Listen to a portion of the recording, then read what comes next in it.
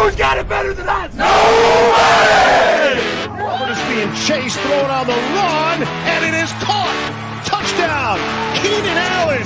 What a great... My goal is not to break you. My goal is to make you harder to break. Number 6. Huge sack by Joey Bosa. Touchdown! 90-yard touchdown! Off at the 8-yard line by Derwin James. Sets his feet, takes a shot downfield, has Knighton. Caught! Touchdown! Chargers! Grab your lunch boxes and go attack this day with an enthusiasm unknown to mankind.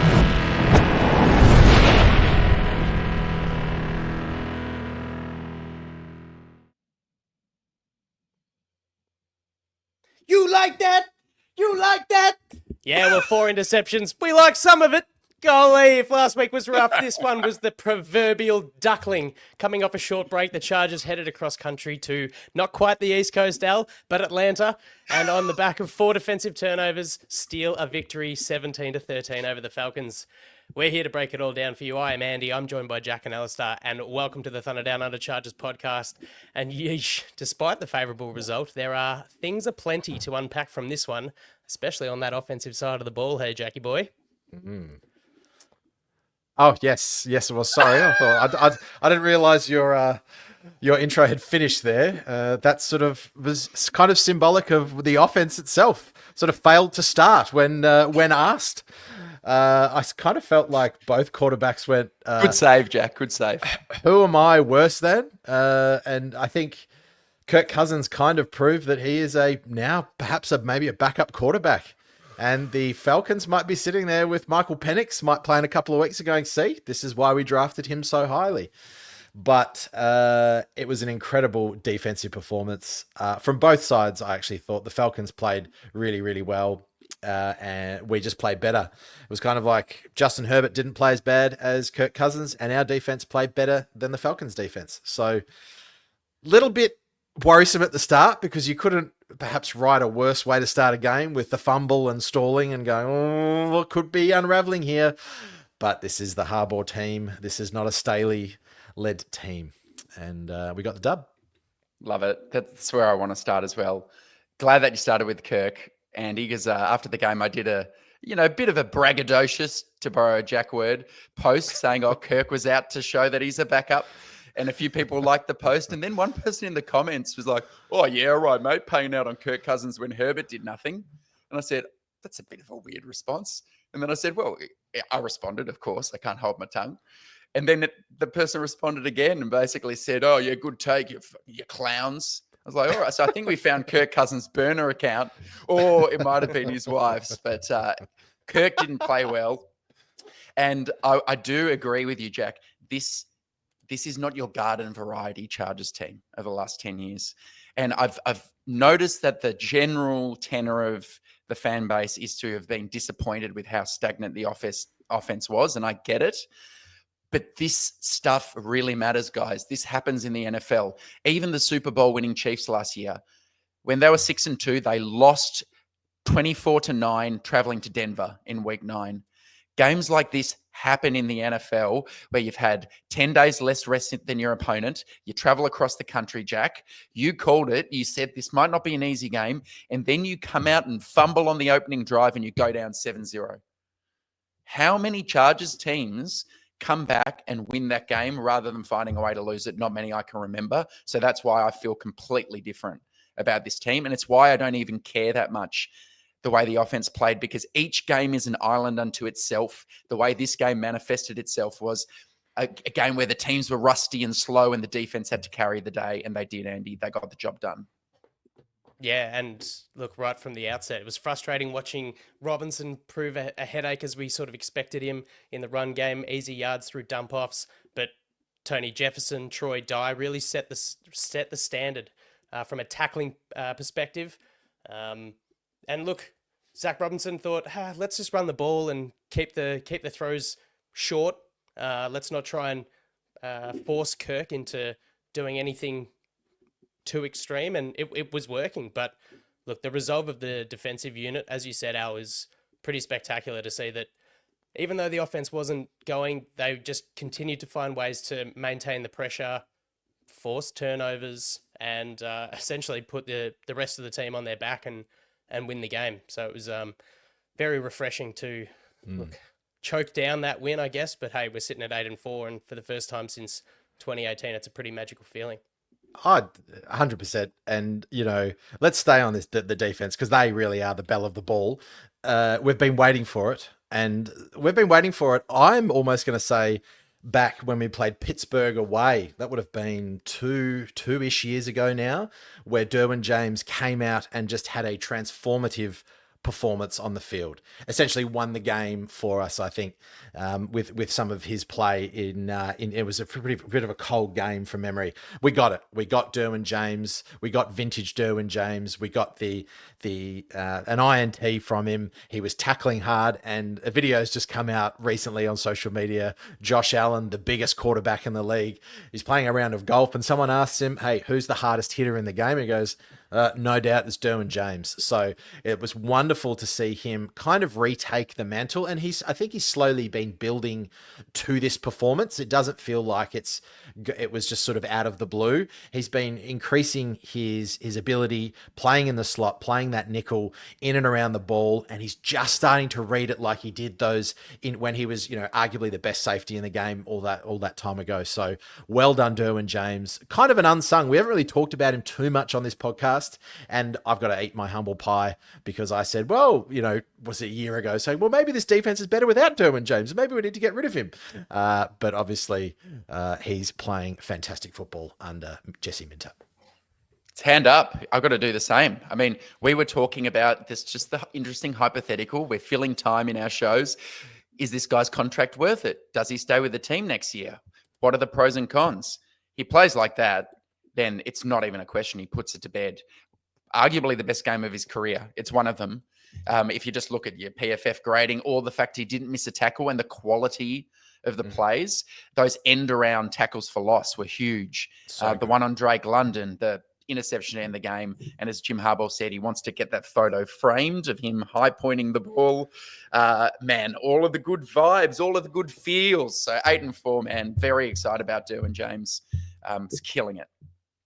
Yeah, not many, if any, can, deconstruct a block and take Drake London, who's not a small guy, down with one arm to the knee for that tackle for loss, and had another one in the run game. Just, that the athleticism, the speed that he exposes off the line, crashing in, and just, was awesome to watch. I've been hoping for a Derwin resurgence for some time. I think, look, to your credit, Jack, it's fair to pose that question.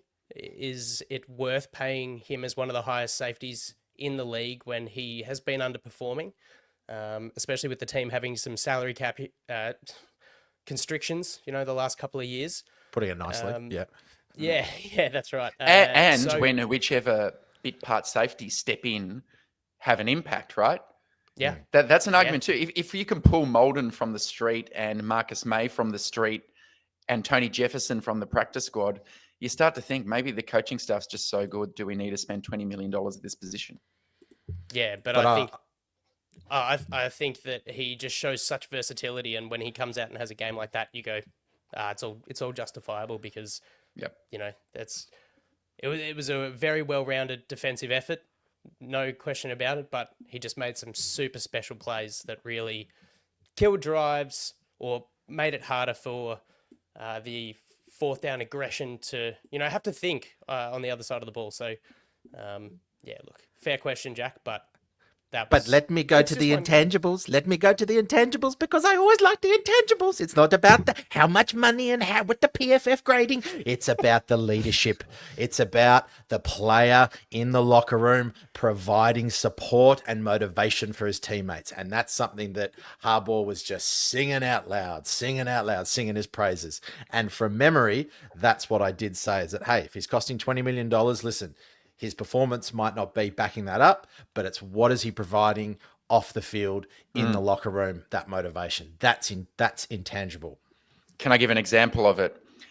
In the post-game locker room interviews, I can't remember the player, but said that Derwin, when Marcus May arrived this week, he's had his head in the books for 3 days trying to get up to speed so he can play on Sunday. And Derwin just said, I don't care, man. I got you. Doesn't matter what the play is. I'm going to turn around and say, deep third, down the pipe. Whatever the thing is, I'll make sure you know what the play call is so you're in position. And he's the guy who clearly does that for the whole team. Heart and soul player. You don't get rid of those guys because they don't grow on trees. You're lucky to have one. And I think this organization with Mac and Herbert might have at least 3, which is championship fodder one day. Yeah, absolutely. And having them on both sides of the ball deeply entrenched is pretty spectacular. Further on the defensive side, allowing 116 yards on 37 carries at 3.1 attempt. When you put it that way, it's not too bad, right? There was a couple of borderline explosive runs, couple of 10 plus. But look, I said last week that we're going to have to look for the runs behind right guard, right tackle. A lot of the damage came to the center and the inside the left guard. 81% of all their yards gained came sort of either side of the center or just outside their left guard, and almost 78% of those yards, of the yards after contact. So where we have a great game from the defensive tackles last week, we have the edges really, controlling the perimeter of the line, and then a little bit of a step back from the likes of Abonia, Tart, Ford, Morgan, Fox. How do we feel about the game that the line had across the whole, Jack? Well, I mean, to be fair, I know that you might think that the center of the defense was a little bit leaky, and it was, and that's fair. But you're also going up against one of my picks for offensive player of the year. We might get into that a little later on, which is Bijan Robinson, who's having foreshadowing how right I was. Here it's coming. Yeah. just as good as Derek Henry and Saquon Barkley. So you expect that, but I think where the interior shone this week was getting pressure on Kirk Cousins. Poona Ford had another outstanding day, getting pressure up the middle, I thought, and it was a big reason why Kirk threw those 4 interceptions. So whilst the run defense, I mean, listen, and the Atlanta line is no slouch either. I think it's sort of a middling line. Listen, you can't have it all the time. But yeah, I thought Poona was listen, I didn't watch a lot of defense this week. I was mainly focused on the offense on the All-22. We'll talk about that soon. But I did see that Poona did get that interior push. Tia Tart, not so much. Mac and Bosa, a little bit quieter. But, apples and oranges. Last week we needed a stout interior line. This week we got some more interior pass rush, which arguably, won the game. I want to diverge from you slightly, not completely contradictory, but I think one of the challenges from this game was that Cousins only got pressured on 7 of his 40 dropbacks, which is 17.5% of them. And I don't think that's going to cut it against the best quarterbacks. 3 of Cousins' interceptions came from clean pockets, which is highly unusual. And we were watching, I'm sure listeners, you were all watching, a few of those interceptions were just diabolical, where you thought, why did he do that? How did he do that? Trent Green. I mean, we know that color commentators are loath to explicitly criticize players. He was like, he said after the 3rd one with Marcus May's interception, yeah, I have no idea what he was seeing on that throw or why I did that. I thought, he says it all. So triple coverage or it was wild, and he threw it soft. He threw it soft as. So Kirk. I am still seeing, watching the games, that Mac is clearly returning from his groin, and even though he's being a stalwart, as Harbour would say, he's not the Mac from earlier in the year.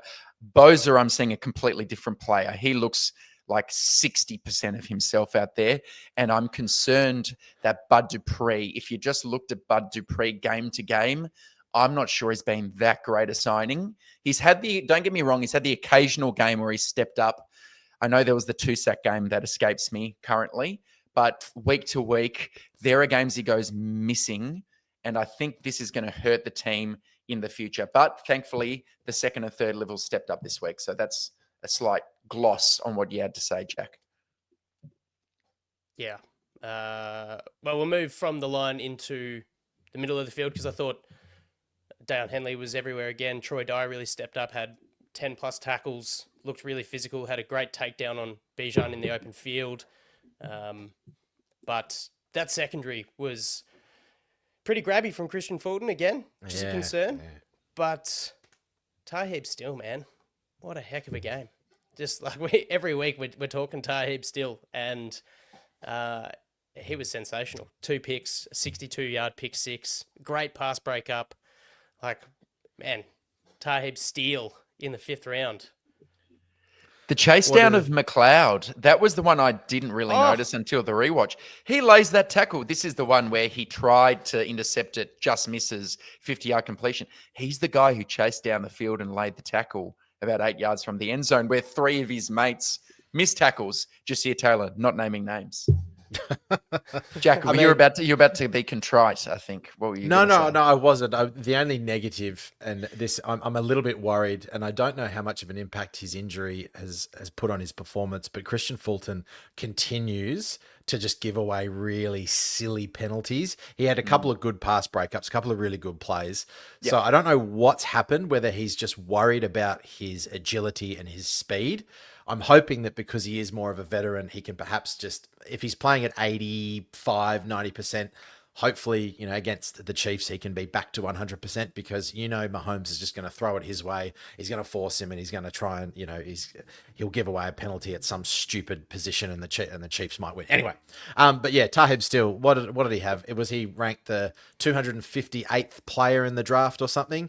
As of right now, of all the DBs or cornerbacks that have been drafted in 2024 per PFF, he is number 1 in the league. And to your point, Andy, that is not a still. That is a still steal, baby. Amazing. It's woeful. I liked it. Reuse my joke and make it worse. Nice. That's what I do. That's what I'm here to do. On Fulton, quickly. I like that you pointed out he had 1 or 2 good snaps because he did. There was an important pass breakup on London late in the 3rd quarter. Was that hand in there? Yeah. Spot on, which was very good. But I think I'm getting those Chris Harris Jr. vibes where it's okay if the veteran is flagged and he goes, sorry, guys, that was me. I want to see that one time. I don't want to see it a second time. I certainly don't want to see it a third. So there might be like a professional foul where you go, okay, he had me beat and I grabbed him, so it wouldn't be a 50-yard touchdown. But when you're doing it 6 times in 3 weeks, which he's done, then you start saying, is it his hamstring? Is it his speed? Is it his body? Is it his reading of the play? So he's just come back down to earth, like you said, Jack. Not every post is a winner, but it's good when these form struggles happen in wins where the defense otherwise has 4 interceptions. Yeah, pretty impressive. Yeah, do we talk about Jasir Taylor? Because I could have wrung his neck from 16,000 miles away. Is this the holding on 4th and 3? Yeah, there's that. There's that play you just mentioned where Tarheeb Still, goes to undercut the route, ends up chasing down Ray McLeod 63 yards later because Molden's going over to make the tackle and Jasir comes in from the side and actually takes Molden out of the play. What happened to the Jasir Taylor that we had that was forcing fumbles on special teams? He's overrunning every kick catcher. It just sort of seems lost. If there's one defensive player that's been on the roster or was on the roster prior to Minter coming in that's regressed, it's him. And it's really hard to fathom. But hey, you can't fix all the holes and all the depth issues when injuries arrive overnight or in one season. But yeah, he's starting to become pretty costly, and they're seeing something we're not, Andy, because he keeps playing and he keeps getting more snaps, and you've got to think, is he doing something intangible? Is he a guy who really knows stuff and he's getting guys lined up? I know Tarheeb's still credited. Coaches. Well, to give him his dues, Tarheeb Still said before the snap on Still's first interception, just as he yelled out to him, be ready for this because of the way they're lined up. They're going to do this route concept drive on the ball or something like that. Practice what you preach. Yeah, exactly. Like, why don't you just jump on the sideline, buddy? Just jump on the sideline and just tell him. Put a headset on. He'll be a good coach. Do as I say, not as I do. So maybe that's what he can be. And you've got to think he's playing probably for his career, right? Because, slot cornerbacks are not they're perhaps a little easier to find than outside corners. But actually, that's a very good segue. Perhaps before we transition, Andy, I don't mean to take over your role before we go to the offense. Just maybe I did see a lot of people blaming Joe Ortiz about this wide receiver group and perhaps this group on offense just not being good enough. So we're going to play a little game. Shouldn't take too long. And listeners, you can play along as you want as well. I'm going to ask each of you. I'm just going to say a statement about what Joe Ortiz has done since he's been at the Chargers, and all I want is a yes or no from you to say that yes, it was a good decision, or no, it was a bad decision. Okay, there's no middle ground. I'm just going to say, and it's probably from almost his day dot. And what I'm going to do, there's 37 of them, and we're going to do this really quickly. And then I'm going to throw to someone else to have a quick chat, and then I'm going to tally up the scores and give him a grade. Okay. Does that make sense? Yep. All right, Alistair, I'm starting with you. First thing, release Eric Kendricks. Yes or no? Yeah, great decision. Andy, released Mike Williams. Yes or no? Great decision. Yes. Signed Gus Edwards. Alistair. Yes or no? Yes. Right process. Outcome not great so far. Andy, signed Poona Ford. Yes or no? Yes. Alistair, Hayden Hurst signed. No. Andy, signed Denzel Perryman. Yes. Alistair, signed Christian Fulton. Yes. I'm not going to say names anymore. Just go back and forth. Signed J.K. Dobbins. Yes. Signed DJ Chark. Yeah. He filled a void that Williams left. It just hasn't worked. You can't grade the outcome. Process is right. Hey, gut reactions. Yes. Signed Bradley Yes, I know. Bozeman. Signed Bradley Bozeman. Yes. Extended Aloha Gilman. Tow's going to $10 kill you. million. That's a no. Yes, right call. Not working out well. Signed Will Disley. Yes. Signed Troy Dye. Yep. Re-signed Foster Sorrell. No. Signed Bud Dupree, Alistair. Yes. Wow. Okay. Andy, drafted Junior Colson. Yes. Ooh. Drafted Tarheeb Still. Easy. Yes. Drafted Cam Hart. Yes. Drafted Kamani Vidal. No. I liked it, but center would be good. Big one. Molina. Drafted Brendan Rice.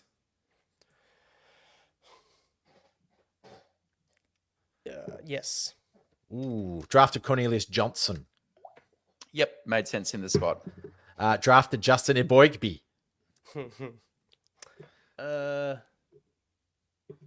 Yes. Drafted Joe Alt. Yep. Drafted Ladd McConkey. I don't even need to ask those ones. Yes, sir. Yes, sir. Signed Tony Jefferson. Yes. Alistair. Yes. Signed Tucker Fisk, Andy. No. Interesting. Signed Tier Tart. We're almost there. Yep. Signed Sam Mustafa, Andy. No. Traded a 2026 seventh rounder for Elijah Molden. Yes. Fantastic. Yeah. Traded a conditional 2025 pick for Taylor Heineke. Yes. Re-signed Cameron Dicker through 2028. Oh, yeah. Signed Jalen Rager. Yes. Signed Eli Apple. Yeah. He's played well on the field. Yep. Cut AJ Finley. Yes. Ooh. Exercised fifth-year option on Rayshon Slater. Must. Yep. Traded Keenan Allen for a 2024 fourth rounder. This is bullshit. He's getting all the easy ones. No. Ooh, good choice. Last one, Alistair, restructured Mac and Bosa. Yeah, that was incredible. Never thought it would happen.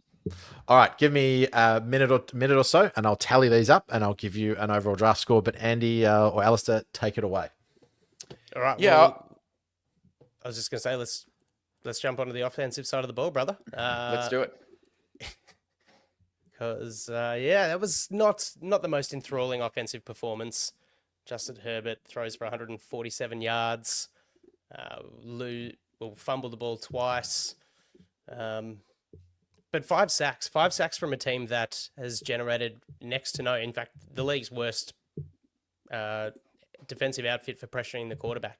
Let's start there. Let's start with the offensive line and Justin Herbert getting sacked 5 times. Well, who's to blame is the question. And I think it's terribly fitting for our show that the week where we kind of urge patience of the listeners about G-Row, we say that the All-22 has been looking okay. Guys are getting open. Maybe the scheme's not so bad. This is probably the least defensible of his efforts as a play caller. Like, when I see 11 rush attempts for the entire game, and each of those backs had at least one explosive run on the few carries they got, that makes me question things, especially as you said, you've allowed the Falcons to double their sack total for the year.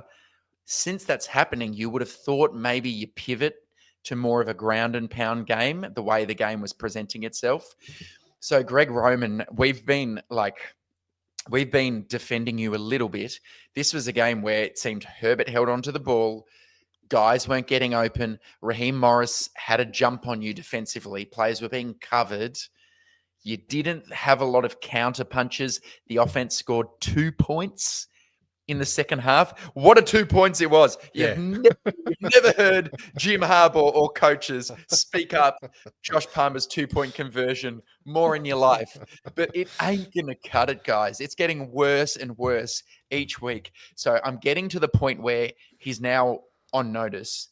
You can't keep doing this in second halves. I don't care what the excuse is. I know each game is different, and sometimes you've got a milk clock, or sometimes you've got a pass to win. You can't be getting 7 points or fewer every single week in the second half. No bueno. So I didn't really talk about the line there, but to say like what caused those. No, you answered the question just like Jim Harbaugh does in all of his press conferences. So Stop talking about. Well, look, I only saw the line responsible for 2 of the 5 sacks. Put it that way. I thought Trey Pipkins, one of them, Alt on another one. But Herbert's got 3 seconds to throw.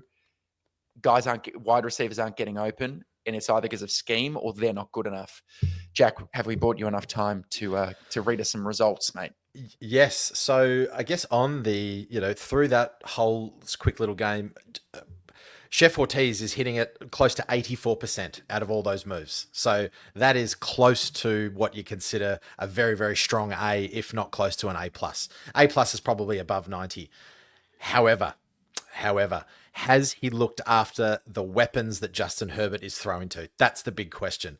So far, it feels like Greg Roman has done enough to at least mystify me a little bit and go, oh no, the scheme's actually okay. Maybe it's not too bad. But this, as you alluded to, Alistair, was pretty poor. And I did actually have some time last night to watch the All-22. And credit where credit is due, the Falcons, from my perspective, showed a lot of pre-snap movement. There was a lot of line shifts. I think Street and Ebiketie and Grady Jarrett had really good games, and they confused Bozeman and Pipkins, even Zion Johnson a number of times, and they had just powerful too. I think there was a lack of power inside as well. Slater had another exceptional game.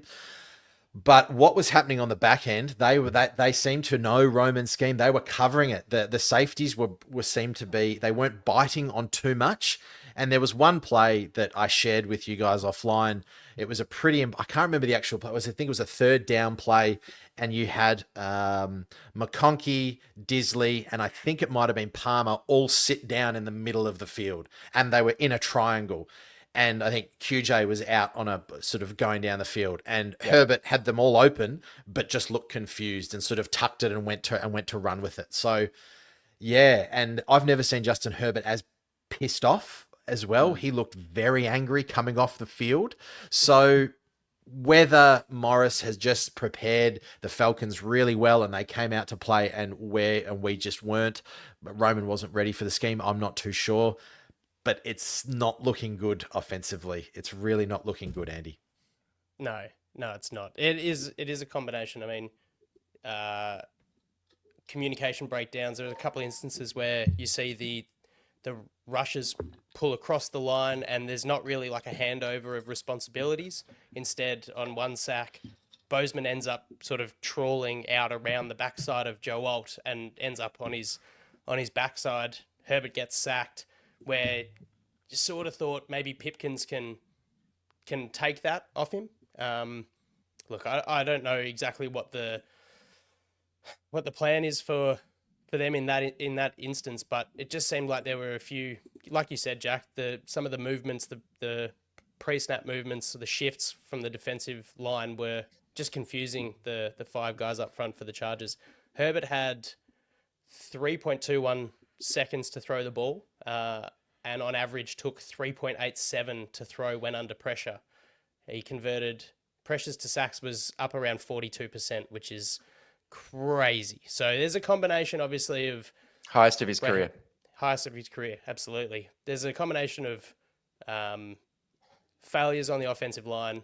Raheem Morris just outcoached Greg Roman, something silly, sticky coverage, just, and Herbert's still not really wanting to throw the ball away, right? He's hanging on to it and going, oh, can I sneak out here? Makes that decision to sort of break up through the pocket too late, ends up getting eaten up. Well, they were ready for that this week. Yeah. If it was the way the edge players were setting to kind of contain, a bit like how you'd play Patrick Mahomes, dare I say it, that they've watched their tape too. They know the last 3 weeks Herbert's been dangerous with his legs, even though they didn't explicitly use the spy all the time. It didn't work this week. Yep. Yeah. And you know what? I'll just share the numbers because I think they are worthy sharing of what, again, offline listeners, is that I wanted to also highlight how much or how important J.K. Dobbins is to this offense and making it look good, because J.K. Dobbins at the moment ranks 21st in the league in yards before contact. So that means he's running. How many yards can you get before he's hit? He's either tackled or he's hit. Conversely, Dobbins is ranked 5th in yards after contact. That disparity is insane, right? So what that tells you, listeners, is that J.K. Dobbins doesn't get very deep in his runs before he gets hit, but he does a heck of a good job of being able to keep his feet and then get another 3, 4, 5 yards. And I think that alone has perhaps shaded or kind of put a bit of a facade on the running game Greg Roman has schemed up, and the holes perhaps that we have. They've kind of covered the holes that we've got on the interior, and also maybe just the scheme in general. But I tell you what, not having J.K. Dobbins next week and perhaps the week after, or this coming week and the week after, it's a huge effort, because we know that Gus Edwards is not J.K. Dobbins, and Kamani Vidal has some major issues in pass protection and seems to really struggle picking up blitzes. So I don't know. I don't know where to go. I'm a bit worried, actually. This is the first time this year I'm going, oh, God.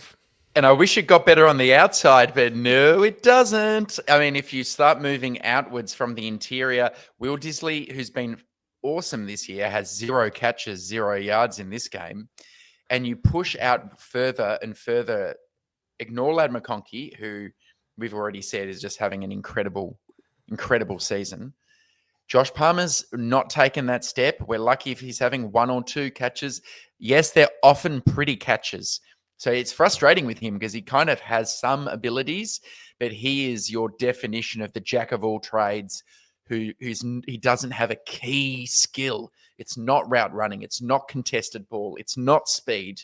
So he can go missing against a good cornerback.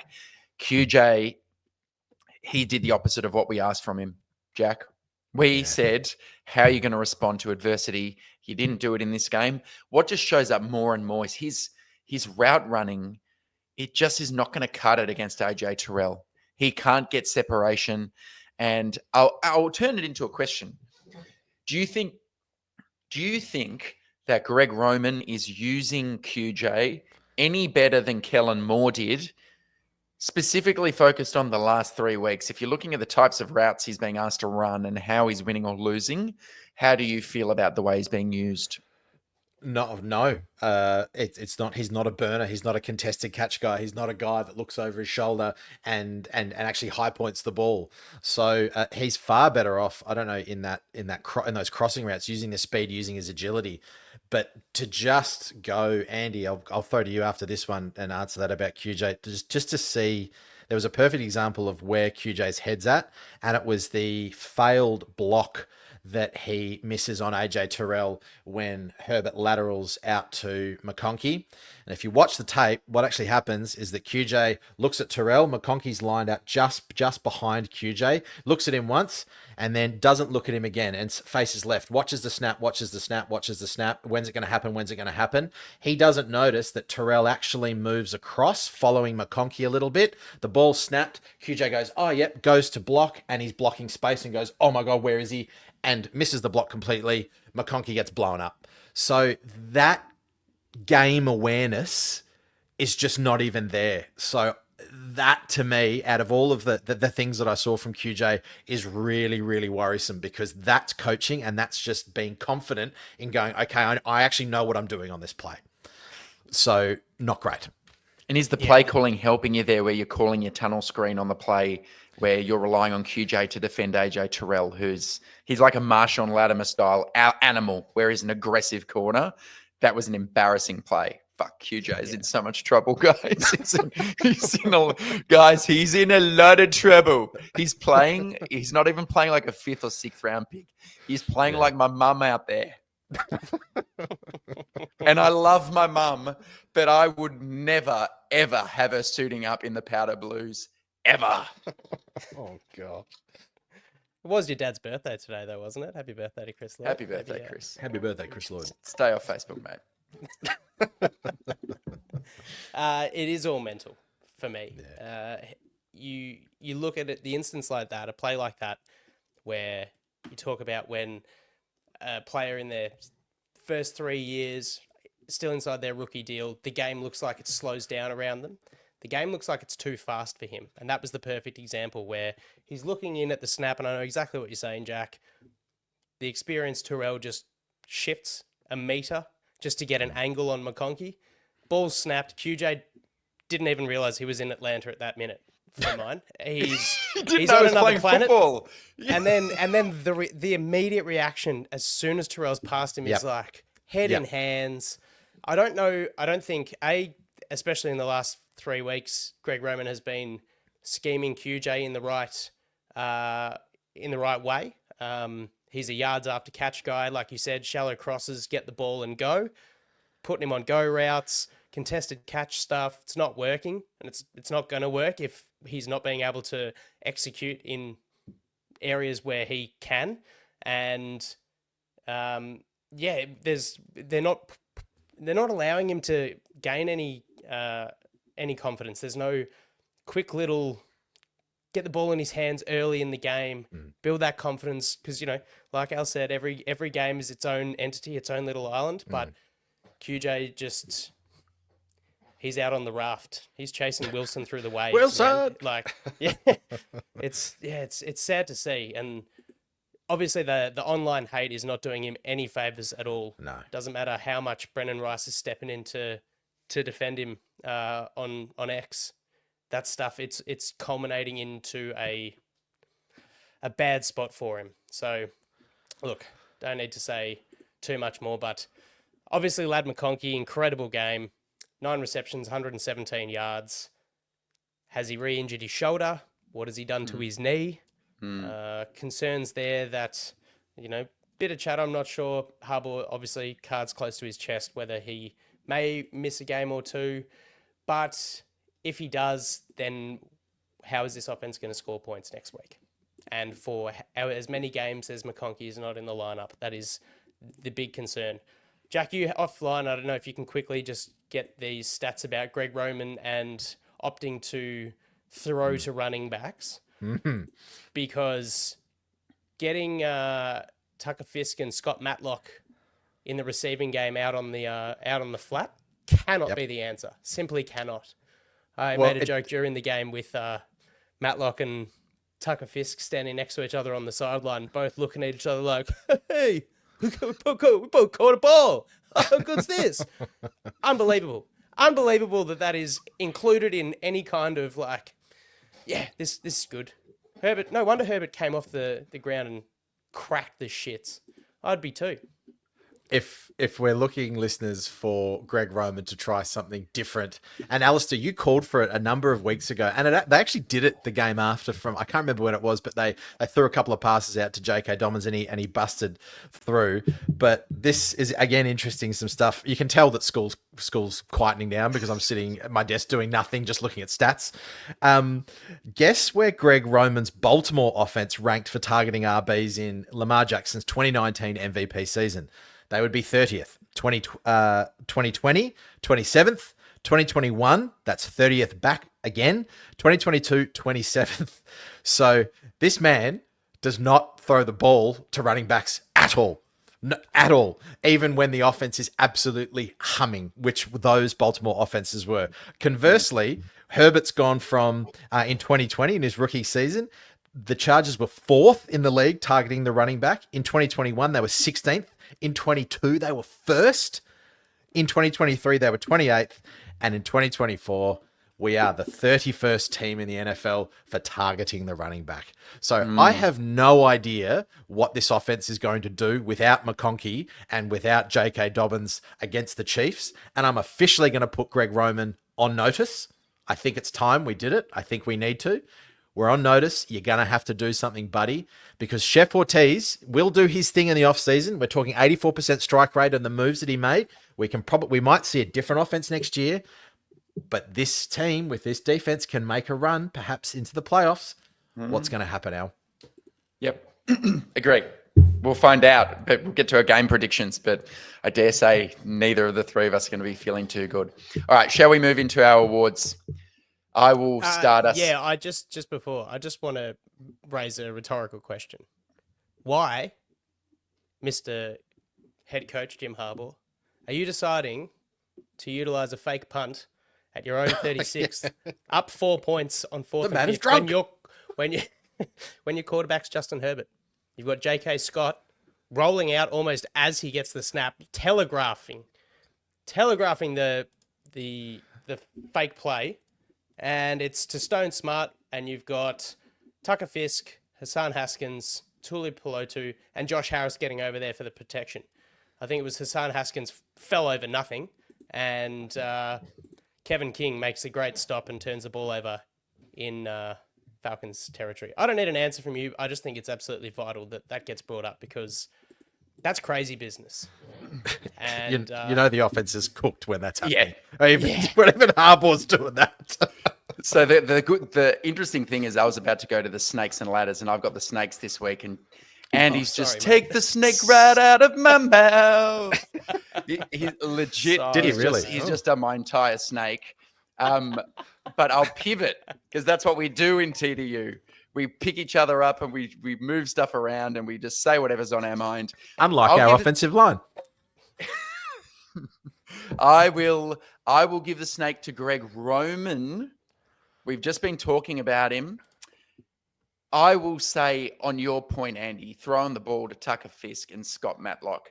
What's coming to me, what I'm thinking of are some comments Jim Harbaugh has made, pumping up Greg Roman's tires, saying, hey, this guy is a chess player. If I might be able to think 1 or 2 moves ahead, but Giro, if he played chess, he would be 5, he would be 6, he'd be 7 moves ahead. If your idea of chess is throwing the fucking ball to Tucker Fisk and Scott Matlock, that's the type of chess you play at Thanksgiving against your 10-year-old niece when you're letting her win because you don't have a clue what you're doing out there. So, Greg, we want to see some real 4D chess from you this week against Spags, who's won 3 or 4, maybe even 5 Super Bowls at this point. Show us something. You're down the snake, Greg Roman. Yeah, nice. Sorry. About time I got you back, though.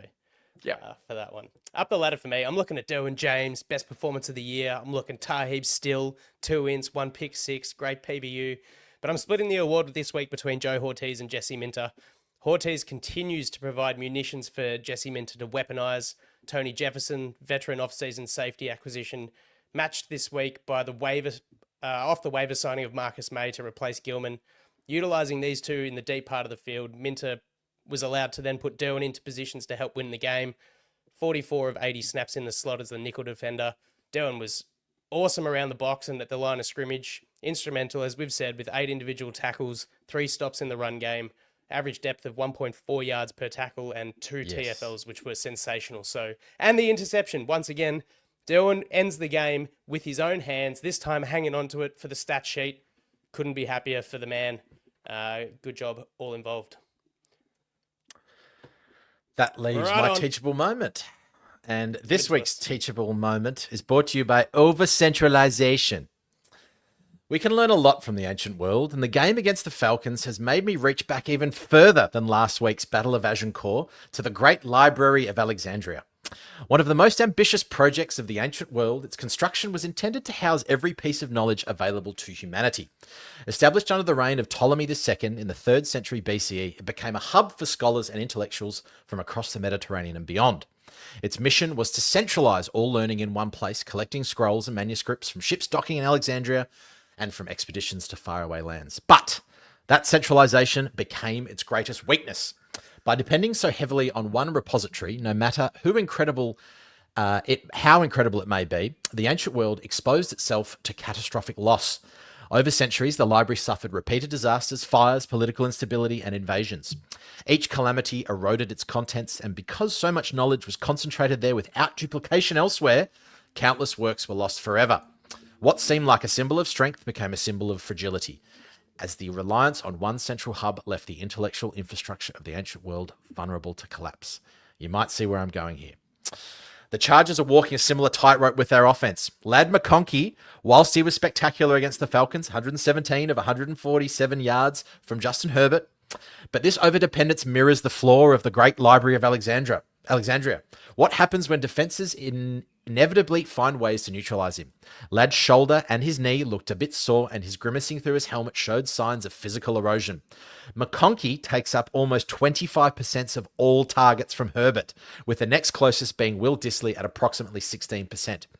Without a diversified supporting cast and a more creative, talent-aligned play-calling approach, the offense risks crumbling under its own centralization. Just as the ancient world learned the hard way that spreading knowledge, not centralizing it, is crucial for resilience and prosperity, Roman, Harbaugh, Herbert, and the offense must recognize the importance of spreading the ball to more weapons if they want to balance their offense to endure into the postseason.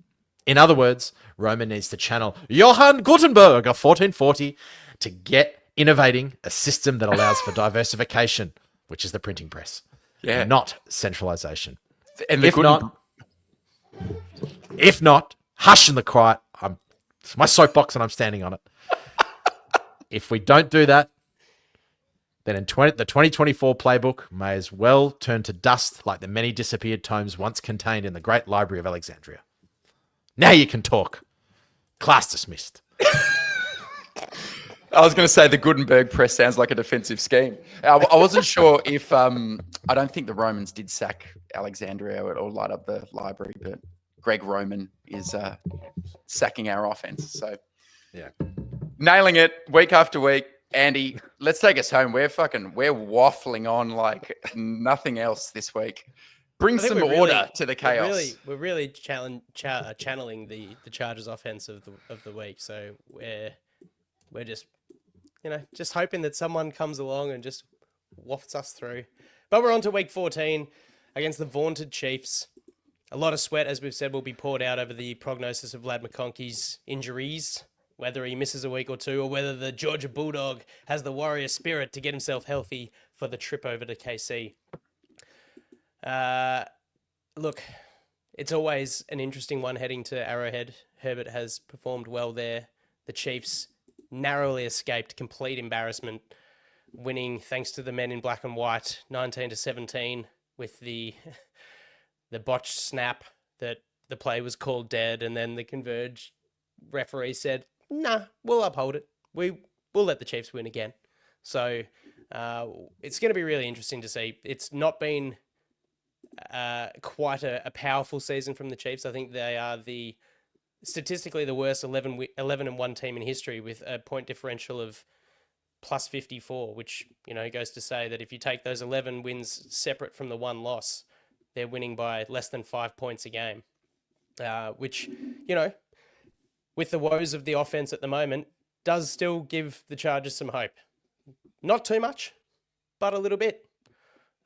So look, let's get into some opening headlines, fellas, because I reckon the Kansas City take luck on the Chargers' injury misfortunes. And as I've said, with the point differential, without Dobbins and Ladd McConkey, it would take something of Chiefs' fortune for the Chargers to outscore them at Arrowhead. My first and only headline is, have you learnt from me, brother? Have you learnt from me? And I want to see us go in, be aggressive, fourth down, go for it, take the game away from Patrick Mahomes, take the opportunities away from them for the referees to call ridiculous calls. Go for it, go for it, go for it. Win the game with your flag held high. If you lose, you've left it all on the field. That's all I'm going to say. Don't give Andy Reid a chance. Don't tunnel up. Don't curl up. Just go aggressive. Herbert, I wouldn't even be too worried if you threw an interception. Just go for it, boys. Fourth and Staley, says Jack. My headline for this week, the devil you know or the devil you don't. We're all aware of Travis Kelce, but at the moment it is actually sidekick Noah Gray, listeners, who arguably poses the greater threat of the two. Would you believe the last 4 weeks, Kelce has had twice the number of targets of Noah Gray, but Kelce's had 199 yards and 1 touchdown. Gray's had 165 yards and 4 touchdowns, despite half the target share. So we have to be wary that he, at this stage, is a little faster, more dynamic, dare I say it, than Travis Kelce. I'm not saying let Travis Kelce run riot, because Mahomes has still targeted at him 100 times this year, and he was productive against the Raiders, but just be mindful, it is a two-headed beast at the tight end position for the Kansas City Chiefs. Yeah, and then you've got to factor in Xavier Worthy, DeAndre Hopkins, Justin Watson's getting involved as well. Like, they've got a healthy backfield, Kareem Hunt, Isaiah Pacheco. It's balls to the wall this week. Jack, you're spot on, my friend. My last one, Chargers head to Kansas City knowing what to expect from the refs after numerous missed calls in the Falcons win. I think it was D. Alford wasn't called for targeting or illegal contact on McConkey just blows my mind. But at least it puts the Chargers in a little bit of a headspace knowing what's ahead. So what are the keys to victory, Jack? We say it every single time we play Mahomes. Pressure him, but don't overcommit.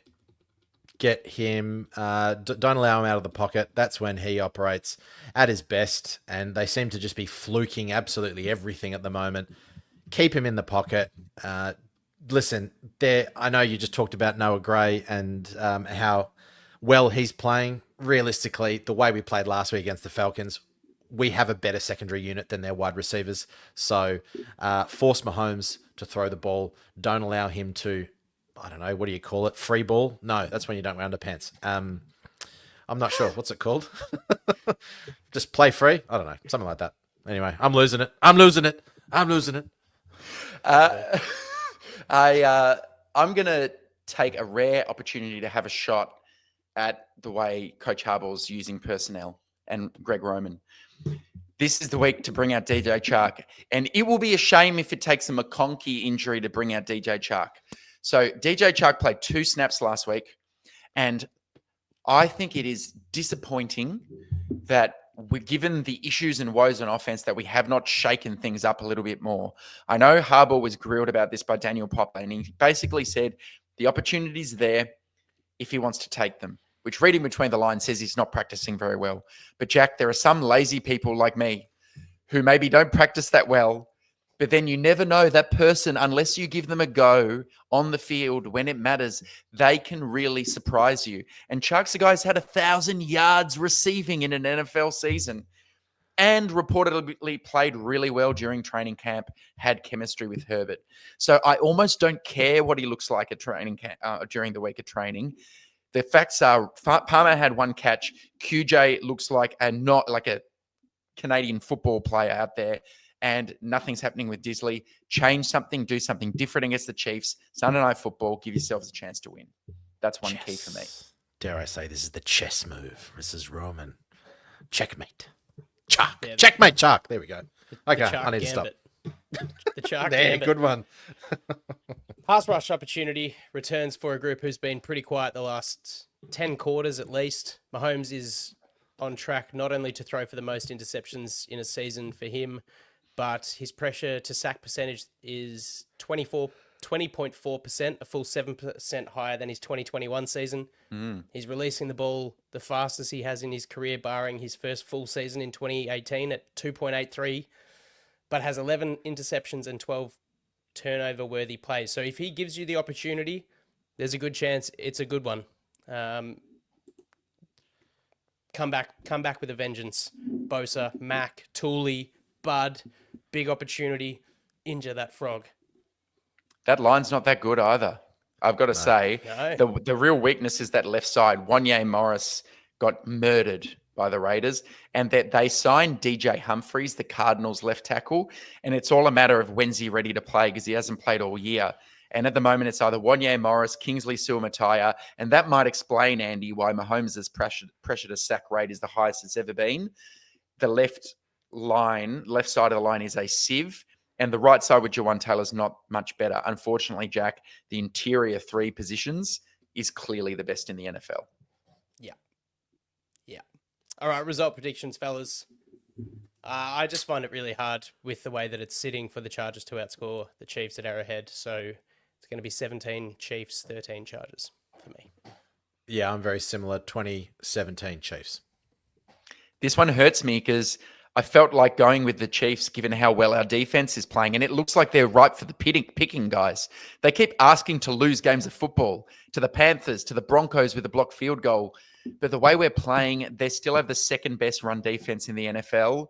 I'm just not confident enough that we can score enough points on offense to get it done, even with Justin Herbert, especially if Ladd doesn't play. So Chiefs 24, Chargers 19, and it's 8-5, and we'll need to have a win against the Bucs or the Broncos.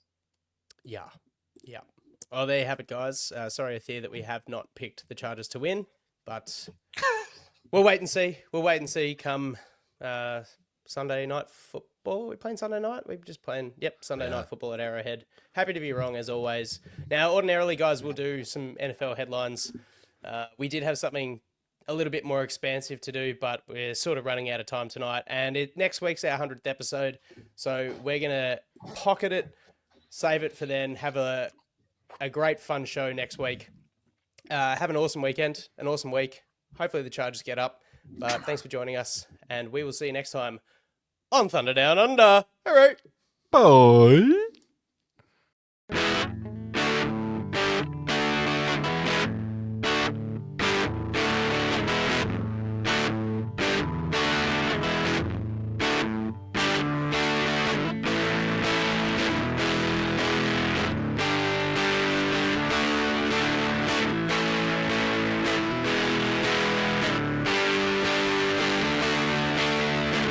Back pedals looking, firing. He's got Floyd turning. Got it! Zigzag, 10, 5, high step, touchdown!